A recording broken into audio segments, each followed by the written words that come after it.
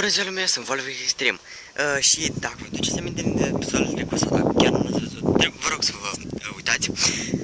Acum v-am spus că ne uităm la o scară horror. Hai să ne ducem să vedem această scară horror, între ghilimele, pentru că, bineînțeles, nu este o scară mântuită. Și da, să pornim.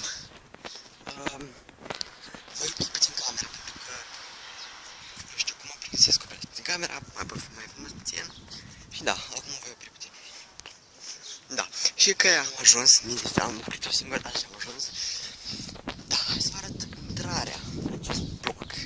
Uitați, foarte scary, pentru că este clădit totul aici, așa în spate. Vreau să fac repede.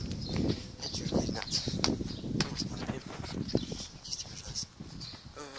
Ușa de garaj, ușa topită. Nu știu ce e acolo și acolo. Să fac ceva înainte să...